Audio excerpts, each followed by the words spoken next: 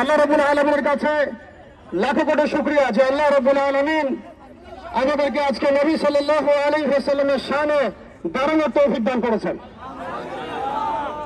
আল্লাহ রাব্বুল আলামিনের দরবারে শুকরিয়া যে আল্লাহ রাব্বুল আলামিন আজকে আমাদেরকে বাংলার মাটিতে নবী সাল্লাল্লাহু আলাইহি ওয়াসাল্লামের শান মর্যাদা রক্ষার লড়াইয়ে নামার তৌফিক দান করেছেন। আমরা যে শাপলা চত্বরে দাঁড়িয়ে আছি, এটাই সেই ঐতিহাসিক জায়গা যা বাংলাদেশকে তাওহীদ এবং শিরকের দুটো মেরুকরণে ভাগ করে ফেলেছিল। আল্লাহ পাকের দরবারে আবারও শুকরিয়া জানাই যে আল্লাহ পাক আমাদেরকে কবুল করেছেন দ্বিতীয়বার শাপলা চত্বরে আসার। প্রিয় ভাইরা, একটা হাদিস আপনাদের সাথে আমি শেয়ার করবো, আজকে আলোচনা করবো, শুধু একটা হাদিস। এই হাদিসটার উপরেই ইনশাআল্লাহ তাআলা আজকের বর্তমান প্রেক্ষাপট উঠে আসবে। নবী করিম সাল্লাল্লাহু আলাইহি ওয়াসাল্লাম বলেছেন, সবাই দরুদ পড়ি সাল্লাল্লাহু আলাইহি ওয়াসাল্লাম, যে ব্যক্তি লা ইলাহা ইল্লাল্লাহ মুহাম্মাদুর রাসূলুল্লাহ সাক্ষ্য দিয়েছে, তাকে তিনটা কারণ ব্যতীত অন্য কোনো কারণে হত্যা করা জায়েজ নেই। তার প্রথম কারণটি হচ্ছে বিবাহিত ব্যক্তি যদি ব্যভিচার করে। আপনারা যদি আজকের এই ব্যানারটার দিকে তাকান, একজন ব্যক্তির নাম উঠে আসবে, সে ব্যক্তি শুধু ব্যভিচার করে নাই, বরং ধর্ষণ করেছে। আর এই ব্যক্তি শুধু একজন ব্যক্তির প্রতিকৃতি নয়, বরং বাংলাদেশের একটা সিস্টেমের প্রতিকৃতি, একটা সিস্টেমের প্রতিকৃতি হিসেবে সে এখানে নামকরণ করেছে, তার নামকরণ করা হয়েছে। দ্বিতীয় কথা হচ্ছে, যে ব্যক্তি আল্লাহ এবং তার রাসূল মুহাম্মদ সাল্লাল্লাহু আলাইহি ওয়াসাল্লামের শানে কটূক্তি করবে, সেই ব্যক্তি মুরতাদ হয়ে যাবে, হত্যাযোগ্য অপরাধ করেছে। এবং চার মাযহাবের কোন ইমামের মধ্যে কোনো ইখতিলাফ নাই যে এই অপরাধ করলে তার বেঁচে থাকার কোনো অধিকার নাই। তৃতীয় কথা হচ্ছে, যদি কোনো ব্যক্তি হত্যার বদলে হত্যা করে, অর্থাৎ নিরপরাধ ব্যক্তিকে যদি কেউ হত্যা করে, তাহলে তাকে হত্যা করতে হবে। এটা কিসাস। এই কিসাস এই ব্যানারের মধ্যে লিখিত নামের মধ্যে জড়িত আছে। শুধু একটা দুইটা কিসাস নয়, বাংলাদেশের মধ্যে হাজার হাজার কিসাস এখন দাবি রাখে। প্রিয় ভাইয়েরা, প্রিয় তাওহীদি জনতা, বিশ্ব এবং দেশ দুইটা মেরুতে ভাগ হয়ে যাচ্ছে। হয় আপনাকে ঈমানের শিবিরে থাকতে হবে, অন্যথায় কুফরের শিবিরে থাকতে হবে। হয় আপনাকে মুমিন হতে হবে অথবা মুনাফিক হতে হবে। হয় আপনি মুশরিক হবেন, না হলে তাওহীদপন্থী হবেন। হয় আপনি তাওহীদে চলিত হবেন অথবা আপনি কাফেরতে চলিত হবেন। এর মাঝামাঝি কোনো রাস্তা আমাদের সামনে খোলা নাই। শাপলা চত্বর থেকে আমরা দ্বিতীয়বার প্রত্যয় ব্যক্ত করতে পারি, বাংলার জমিনে আমরা আল্লাহর সামনে কটূক্তিকারী, নবী সাল্লাল্লাহু আলাইহি ওয়াসাল্লামের সামনে কটূক্তিকারী কোন ব্যক্তির অস্তিত্ব রাখবো না ইনশাআল্লাহ। আমরা এই দায়ভার আমরা নিজের হাতে উঠাতে চাই না। আমরা চাই আমাদের প্রশাসন, আমাদের কর্তৃপক্ষ, আমাদের সরকার, আমাদের ঊর্ধ্বতন কর্তৃপক্ষ তারা নিজেরা উদ্যোগ নিয়ে ব্লাসফেমি আইনের মাধ্যমে এই দ্রুত বিচার বাস্তবায়ন করবেন। এরপরে যদি আপনারা এই গাদ্দারদের, এই শায়তানের রাসূলদের, আল্লাহ দ্রোহীদের পক্ষ অবলম্বন করেন, তাহলে আল্লাহি তারা যদি কাব বিন আশরাফ হতে পারে, আমরা মুহাম্মদ বিন মাসলামা হতে পারবো ইনশাআল্লাহ। তারা যদি কাব বিন আশরাফ হতে পারে, আমরা মুহাম্মদ বিন মুসাইলামা হতে পারবো ইনশাআল্লাহ। তারা যদি ইবনে খাতাল হতে পারে, আমরা কাবার গেলাস ধরা ঝুলন্ত অবস্থায় তাকে হত্যা করতে পারবো ইনশাআল্লাহ। তারা যদি আবু রাফি হতে পারে, আমরা ইনশাআল্লাহ তাআলা আনাস বিন বলুন, হ্যাঁ, সেটা হতে পারবো ইনশাআল্লাহ তাআলা। এক কথায় আমরা নিজের হাতে আইন উঠাতে চাই না। আমরা চাই আমাদের প্রশাসন, আমাদের কর্তৃপক্ষ, আমাদের সরকার যেন এই বিষয়ে ব্যবস্থা গ্রহণ করে। আমরা কালিমা লা ইলাহা ইল্লাল্লাহ মুহাম্মাদুর রাসূলুল্লাহ পড়েছি, এটা পড়ার মধ্যে দিয়ে আমরা মুসলিম হয়েছি, মুমিন হয়েছি। কিছু মানুষ এটা অস্বীকার করে কাফের হয়েছে, কিছু মানুষ এর সাথে গাদ্দারি করে মুনাফিক হয়েছে, কিছু মানুষ ইসলাম কবুল করার পরেও এইরকম ইসলাম বিরোধী তৎপরতা এবং কর্মকাণ্ডের মধ্য দিয়ে মুরতাদ হয়ে গেছে। আর শায়তান রাসূল এমন পর্যায়ে মুরতাদ যাদের তওবার দরজা খোলা নাই। তারা যদি তওবা করে তবুও তাদেরকে কতল করতে হবে। মান সাব্বা নাবিয়্যান ফাকতুলুহু, মান সাব্বা নাবিয়্যান ফাকতুলুহু, মান সাব্বা নাবিয়্যান ফাকতুলুহু। আল্লাহ রাব্বুল আলামিন আমাদের সবাইকে তাওহীদের উপর থাকার তৌফিক দান করেন। পরিশেষে ভাই একটা কথা বলে শেষ করব, আমরা আমাদের স্বাধীনতা, সার্বভৌমত্ব এবং ইসলামের মৌলিক অধিকারগুলো ততদিন পর্যন্ত বাস্তবায়ন করতে পারবো না যতদিন পর্যন্ত বাংলার জমিনে শরিয়া কায়েম না হচ্ছে, যতদিন পর্যন্ত বাংলার জমিনে আল্লাহর দ্বীন প্রতিষ্ঠা না হবে, দ্বীনের একামত না হবে, ইমারা এবং খেলাফা না আসবে, ততদিন পর্যন্ত আমাদের স্বাধীনতা বলে কোনো কথা নাই। অতএব আমরা ডালপালা ধরে নাড়াচাড়া বন্ধ করবো, শিকড় নিয়ে কাজ করবো ইনশাআল্লাহ। আজকে এই স্বাতন্ত্র ইস্যু যেমন আমাদেরকে ঐক্যবদ্ধ করেছে, এইভাবে যেন আমরা ঐক্যবদ্ধ থাকতে পারি। কোন কাফের মুশরিক মুরতাদ মুনাফিক যেন আমাদের মধ্যে বিভেদ সৃষ্টি করতে না পারে। এই ভ্রাতৃত্বের বন্ধন তাওহীদ এবং সুন্নাহ নিয়ে ইনশাআল্লাহ আযজা ওয়া জাল আমরা বাংলার জমিনে আল্লাহর দিন কায়েম করে ছাড়বো ইনশাআল্লাহ। লা হুররিয়াত লা শাহাদাত, লা হুররিয়াত লা শাহাদাত। আল্লাহুম্মা আমিন। আসসালামু আলাইকুম ওয়া রাহমাতুল্লাহ। এই পর্যায়ে আমাদের সামনে সংক্ষেপে গুরুত্বপূর্ণ বক্তব্য রাখবেন বিশিষ্ট লেখক এবং প্রকাশক আহমদ রফিক। আলহামদুলিল্লাহ রাব্বিল আলামিন ওয়াসসালাতু ওয়াসসালামু আলা সাইয়্যিদিল মুরসালিন ওয়া আলা আলিহি ওয়া আসহাবিহি আজমাইন।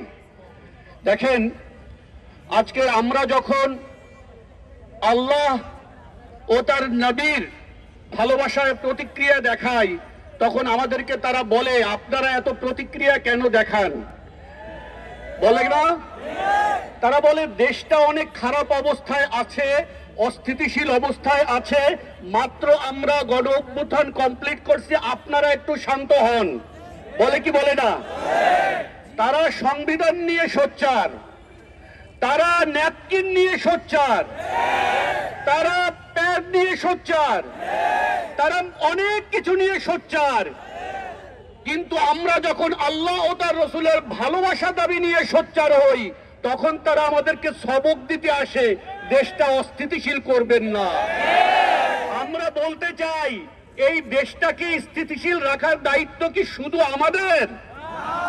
এই দেশের গুরুত্বপূর্ণ পজিশনে যারা বসে আছেন তাদের কি দায়িত্ব নাই? আচ্ছা, রাখাল রাহা যে এই দেশের সরকার তাকে একটা গুরুত্বপূর্ণ পজিশনে বসিয়েছে, এনসিটিবির আপনার পাঠ্যপুস্তক রিভিউ প্রকল্পের একটা গুরুত্বপূর্ণ পদে, এরকম গুরুত্বপূর্ণ একটা পদে বসে যখন তার মনে হলো চলেন ফেসবুকে যাই, আল্লাহ ও তার রসুলের বিরুদ্ধে একটা কটূক্তি করে আসি, এরকম নির্বোধের মতন কাজ করে, তখনও কি প্রশাসন থেকে তাদেরকে বলা হয়েছে যে আপনি এরকম কেন উপমণ্ডকের মতন কাজ করলেন, কেন উস্কানি দিলেন? তাকে কিন্তু বলা হয় না। সকল দায়ভার তৌহিদি জনতার। তৌহিদি জনতাকে কোপ খেতে হবে। আমাদের আইনজীবী আলিফ কোপ খেয়ে দিবালোকে নিহত হয়েছে, ধৈর্য আমাদেরকেই ধরতে হবে। কিন্তু তাদের কোনো ধৈর্য নাই, তারা তাদের সব কাজ করবে, সকল ব্যাপারে প্রতিক্রিয়া দেখাবে, আর ধৈর্য নসিহত শুধু আমাদেরকে দিবেন আপনারা। এটা আপনাদেরকে বুঝতে হবে, এটা কাজ করবে না। শোনেন, ধৈর্য আপনারা ব্যাপারটা বুঝতে পারছেন না যে ধৈর্য কখন ধরবে না। এটা ইজ অল অ্যাবাউট প্রায়োরিটি। আপনার কাছে ন্যাপকিন গুরুত্বপূর্ণ, আপনার কাছে আরো অনেক সংস্কার গুরুত্বপূর্ণ, আপনার কাছে নির্বাচন গুরুত্বপূর্ণ, আপনার কাছে সংবিধান গুরুত্বপূর্ণ, আমাদের কাছে সবচেয়ে বেশি গুরুত্বপূর্ণ আল্লাহ এবং তার রাসূল। সুতরাং আপনি যদি এসব ব্যাপারে প্রতিক্রিয়া দেখাতে পারেন এবং দেখান, আমরা আমাদের প্রাণপ্রিয় নবী মুহাম্মদ সাল্লাল্লাহু আলাইহি ওয়াসাল্লাম এবং আল্লাহ রাব্বুল আলামিনের শানে যদি কটূক্তি করে, তাহলে আমরা আমাদের রক্ত দিয়ে প্রতিক্রিয়া দেখাতে পিছপা হব না ইনশাআল্লাহ। আজকের এই সমাবেশে আমাদের কিছু সুনির্দিষ্ট দাবি আছে, আমি সংক্ষেপে আপনাদেরকে সেই দাবিগুলো পাঠ করে শোনাতে চাই।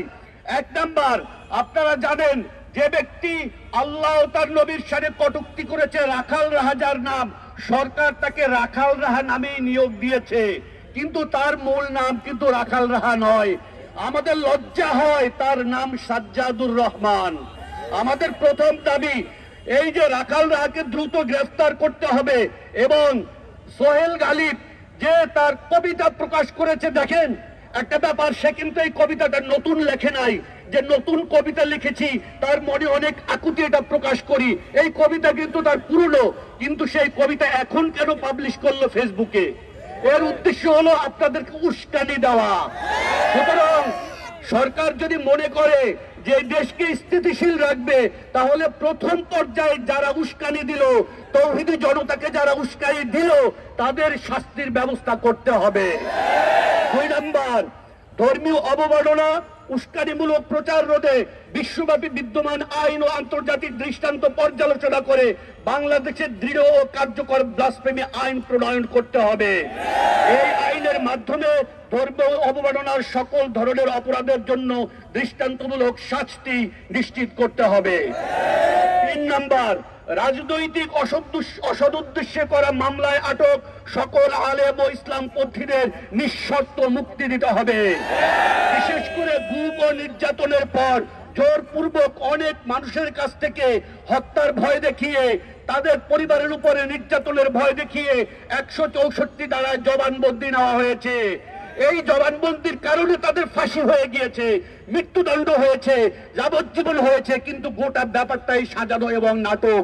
সুতরাং তাদের বিরুদ্ধে দায়ের করা মিথ্যা মামলাগুলো বাতিল করতে হবে এবং দ্রুত তাদের মুক্তি নিশ্চিত করতে হবে।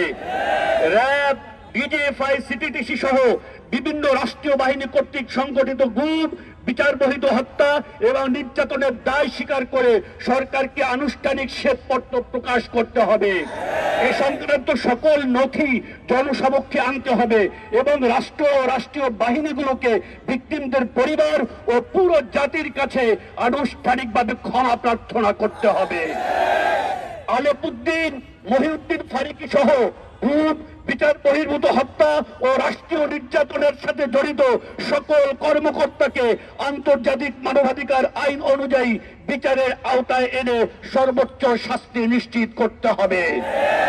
রাষ্ট্রীয় বাহিনীর নির্মম নির্যাতনের শিকার সকল বন্দী ও তাদের পরিবারকে সরকারি তহবিল থেকে যথাযথ পুনর্বাসন ও ক্ষতিপূরণ প্রদান করতে হবে। বন্দীদের স্বাভাবিক জীবনে ফিরিয়ে যাওয়ার নিশ্চয়তা সরকারকে দিতে হবে এবং ক্ষতিগ্রস্ত পরিবারগুলোর দীর্ঘমেয়াদী সহায়তা নিশ্চিত করতে হবে। এই দাবিগুলো আমরা সরকারের কাছে স্পষ্ট ভাষায় জানাচ্ছি। এই দাবিগুলো এই দেশের শান্তি, শৃঙ্খলা ও স্থিতিশীলতা রক্ষার জন্য অপরিহার্য।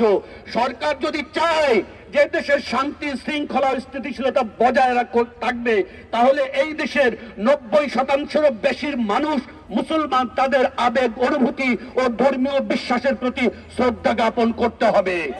এই দাবিগুলো রেখে, সরকারের প্রতি উদাত্ত আহ্বান রেখে আমি আমার বক্তব্য এখানে শেষ করছি। আসসালামু আলাইকুম ওয়া রাহমাতুল্লাহি ওয়া বারাকাতুহু। সংগ্রামী তাওহীদি জনতা, এই পর্যায়ে আমাদের সামনে গুরুত্বপূর্ণ বক্তব্য রাখবেন হেফাজতে ইসলামের কেন্দ্রীয় নেতা হযরত মাওলানা হাবিবুল্লাহ নিয়াজি।